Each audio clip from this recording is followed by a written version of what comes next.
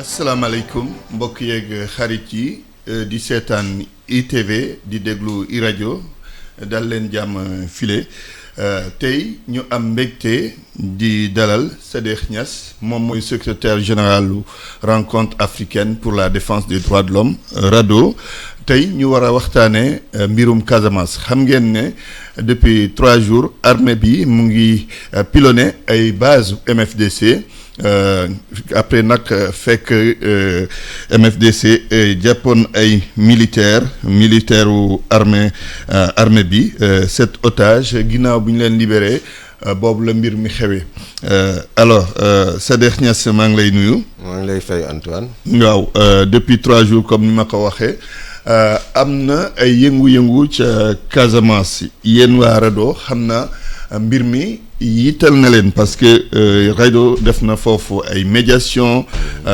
waxtaan na ak waa MFDC waxtaan itam ak beneen pàcc mi maanaam wàllu nguur gi situation bi naka ngeen koy suivre. waaw jërëjëf ni nga ko waxee noonu la situation bi daf ñuy yitteel ndax ñun li ngi yëndu ci àq ak yelleefu doomu aadama te yu mel ni su amee maanaam ñu intensifier combat yi day am conséquences yi ñaare day nekk conséquences yoo xam ne day nekk humanitaire ak droit de l'homme dañ ci jalgati ko parce que boo xoolee tey daw làqu yi déjà am na village yu bëri ñu ngi bàbbeeku parce que dañu tiit ñenn ñi dañ leen attaqué ci jege seen village ñu daw ak bombardement yi ñu daw dem Gambie xam nga loolu day indi problème humanitaire. oui fekk sax amoon na mouvement contraire. nit ñaa ngi commencé woon di ñëw. ñu commencé waat di amaat confiance di ñibbisi seen i dëkk. lii bu amee dañuy dafaat sens contraire bi. dawaat demaat làqu ji ay Gambie ak ay yeneen dëkk. te loolu ñun daf ñoo yitteel ndax mbirum réfugié. dañ ci yàgg liggéey. beneen conséquence bi mooy day xaw a sape processus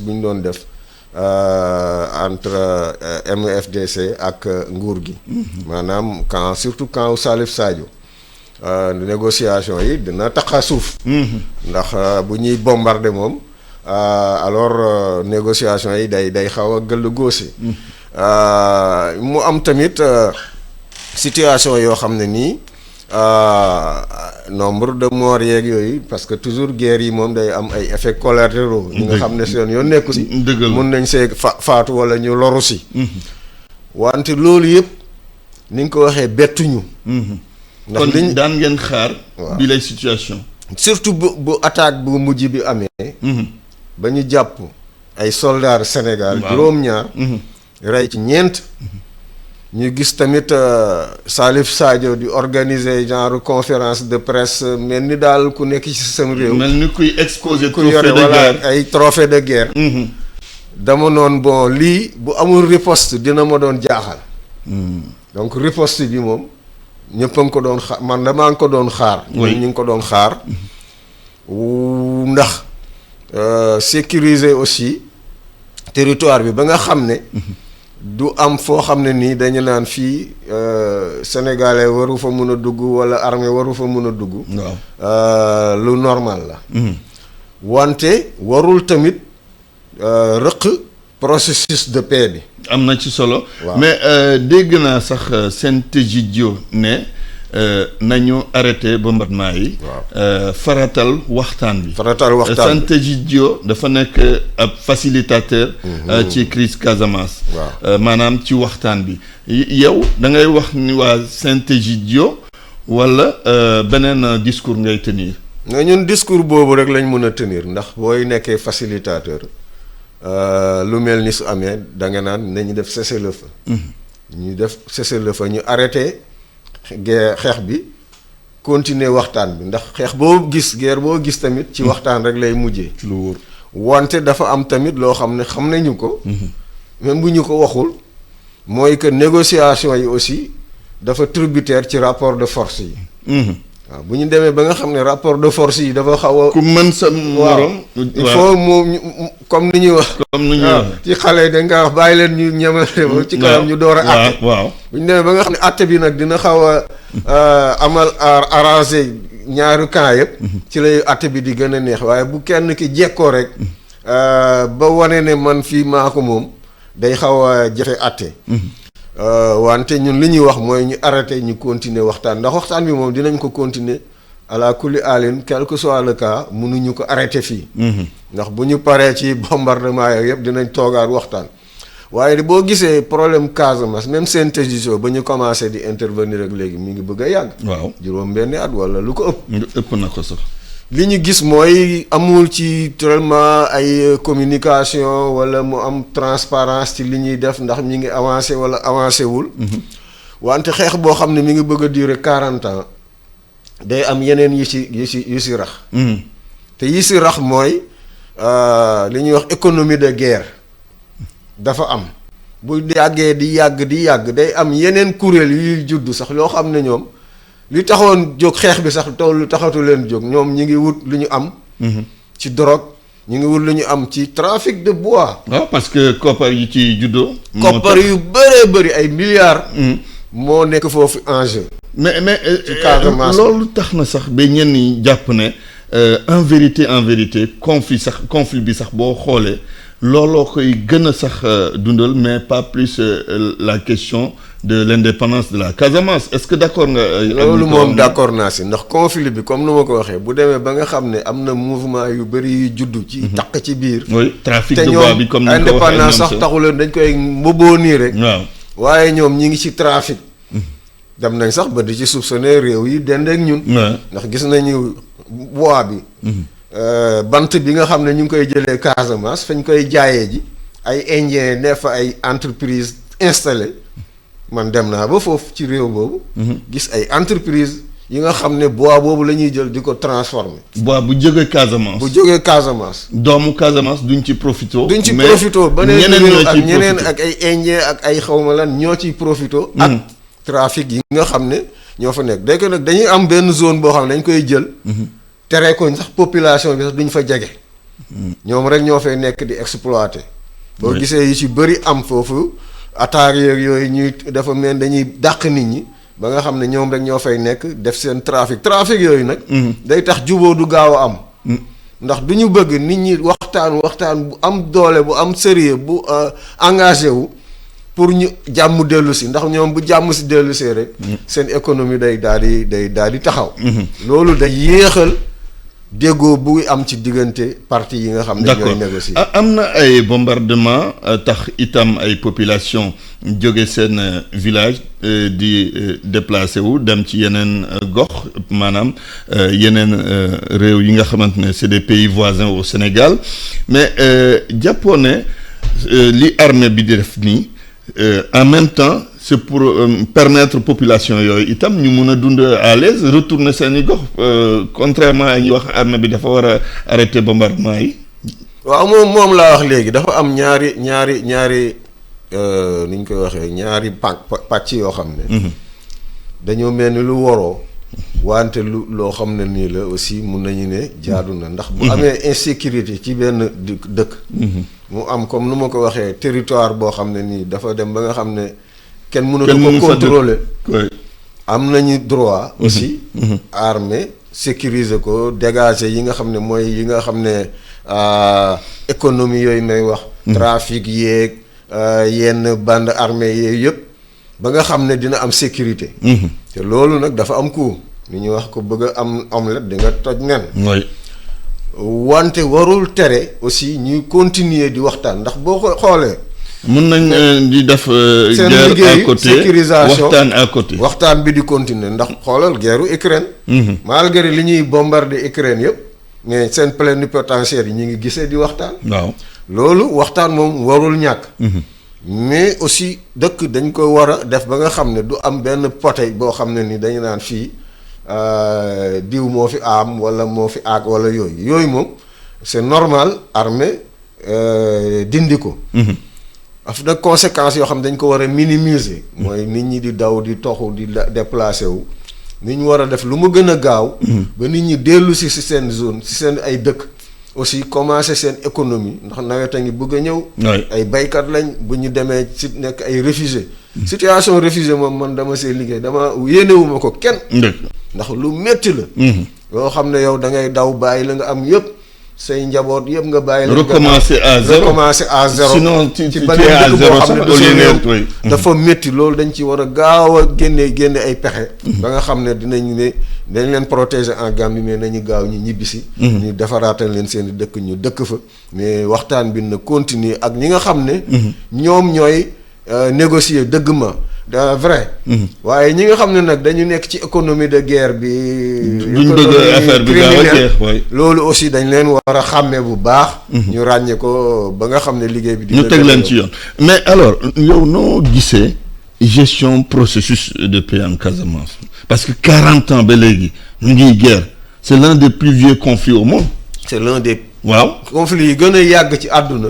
Casamance ci la bokk. lu jege ñeent fukki at. ñuy xeex mënaguñoo gis lu buntu boo xam ne war nañu ne lii accord la boo xam ne durable na loolu dama foog ne Casamance bi ak processus bi daal. ñun mosuñu ko rafetlu parce que dafa xaw a lëndëm tuuti. transparent wul am na période boo xam ne. lu ko waral lu indi ñàkk transparent. am na période boo xam ne gënoon na leer sax ndax am na ñun intervention yi ñu doon def diggante Jamakun ak Sidi Badji période boobu. mënoon nga ne Sidi Badji ak Jamakun def nañu ko mën ak Alioune Tine ak Waarado ñu dem parce que dañu amoon mission dem waxtaan ak ñoom pour ñu nekk benn pàcc.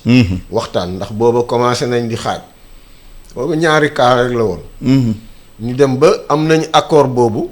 accord 2005 yi. de paix bi foofu la jógee. ñoom ñaar ñu ànd wax benn voix dem négocier parce que président Abdoulaye Wade noonu la ko bëggee woon. ñu am benn accord.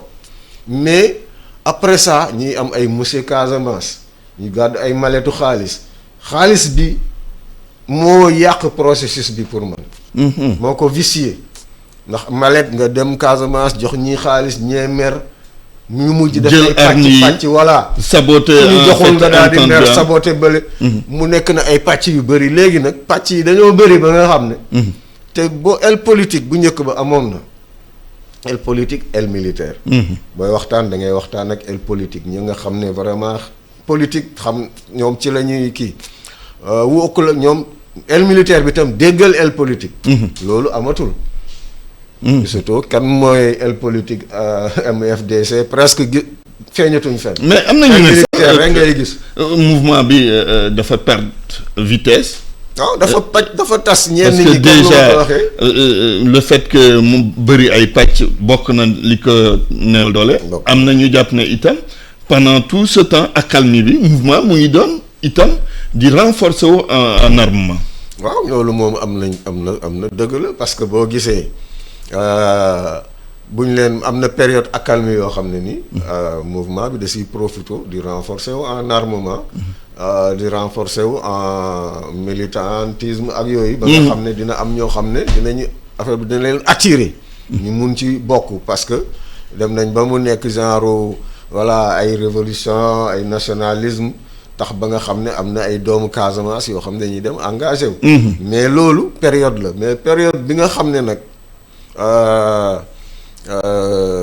diggante fi may wax ay ñoom disparition ñoom Jamakun ak ñoom Sidi Badji mu am yeneen camp mu am yeneen day am tamit économie boo xam ne day développé wu économie de guerre dafa bëri enjeu te ñoom aussi te ñi am moyen am ay armes am arme moom léegi ci Afrique sax dafa yomb waaw léegi kay problème bi mooy ni ñuy gérer processus yi ba nga xam ne dinañ arriver à un accord durable. un accord durable waaw. loolu daal moo mais est-ce que jàpp nga ne solution am na réellement dans je dirais pas dans l'immédiat mais parce que am na économie de guerre bi ci am enjeu la ñooñu pour ñu bàyyi loolu il faut ñu teg dara seen loxo yow lan nga jàpp ne moo mën a doon voie de sortie crise u Casamance. man voie de sortie bi comme nu ma ko waxee. mënul jaar feneen fu dul ñu négocier. am mais booy négocier am na li ngay teg ci kaw table. accord bi nag lii ñaari day nekk ci accord yi. dañ koy bind ci accord bi. accord bi day am processus de DDR maanaam démobilisation. réinsertion. oui ñi nga xam ne ay Casamance lañ ay jeunes yu nekk ci Macky bi. sonn nañ dañ leen war a génne mais bu ñu leen génnee si Macky bi dafa am lu ñu leen di defal pour ñu bàyyi armes yi dem ci loolu. loolu tamit mën a am ci lu ñu jàpp mën a liggéey. dem ci lu ñu jàpp. defoon nañ ko fi sax el si dëgg yooyu am na ñu si joxoon financement ñu dem ci pêche yi ñu dem ci maraîchage yi yu demee noonu dañ koy def parce que bu ñu ko deful alors économie bi guerre bi moo leen di gën a arrangé. nga yor sa kalachnikov di attaqué ay nit di jël di sàcc loolu tamit. c'est vrai que braquage yi Casamance wàññeeku na. boo ko comparé ak yi weesu. voilà at yi weesu. mais li nga xam ne moo développé wu léegi nag mooy trafic bois. ak trafic de drogue. waaw boobu dafa mel ni léegi dañoo xaw a détourné wu jëm ci côté boobu. ndax foofu tamit day indi xaalis. léegi ba nga génne leen il faut nga defal leen DDR boobu.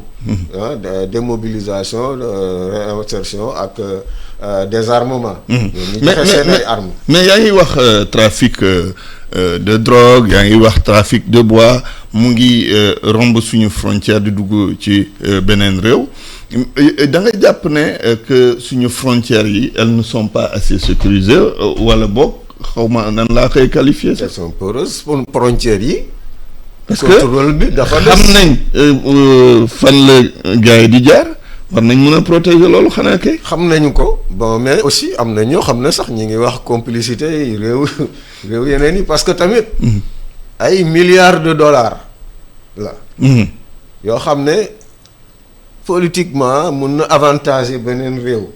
malgré li ñuy wax ñu ngi jàppale Sénégal ak yooyu mais il faut que ñu dem ba jusqu'au bout. ba nga xam ne. boo buy jógee fii Casamance waratuñ ko jël foofu di ko fa defar di ko transformer.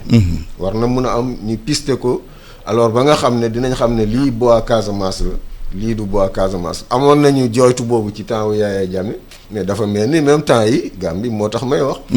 tax même temps yi affaire bi wàññeekuwul. mais waroon na am nag ay actes yu ñu posé yoo xam ne bois bi suñ ko jëlee Casamance duñ ko mun a jaayee Gambie. loolu doon na mais boo gisee. porosité frontière bi aussi day ànd ak corruption fu mu dugg rek day am porosité. day gis benn camion bu jógee ba Guinée. yeb ba fees ay drogue ak lu nekk ñëw ba Touba. dafa am lu tax. doonul rek da ngay ñëw rek romb nii déedéet dafa am looy joxe ci yoon bi ba yegsi ku nekk bu mosee. alors yoon bi day gaaw. day dem. loolu mooy problème mu Afrique. mais loolu lu doy waar ngay wax lu doy waar ngay wax léegi pour jeexal est-ce que jàpp nga ne congu armée bi nii ak base rebelle yi ça va être déterminant ci situation Casamance. maanaam dina jeexal mbir mi wala boog mu nekk un début mais pour des négociations sérieuses. pour man ça va être. déterminant dina am lu mu indi. lu mu pousse ci négociation yi ñëw ndax dina tax ñu jëlaat mbir yi fësal ko ndax dañ doon négocier des fois doo xam ndax ñi ngi négocier doo xam négocier wuñ. ci suuf léegi nag mbir yi dina dem ci kaw ñu xam ne léegi la ñu war a arrêter la mais négociation moo koy ci ay kaw ay accord bu ko defee. mu am tam rapport de force yi ñu xaw ko équilibré ba nga xam ne waxtaan bi dina gën a neex ci côté yëpp. loolu dafa nekk loo xam ne lu indi lu bees la ci négociation yi mun na sax pousser moo li ñu naan wax en toute chose malheur est bon. mun na indi tamit. sax mu booster négociation yi ba nga xam ne. day gën a yomb dina ko gën a yombal loolu tamit am na.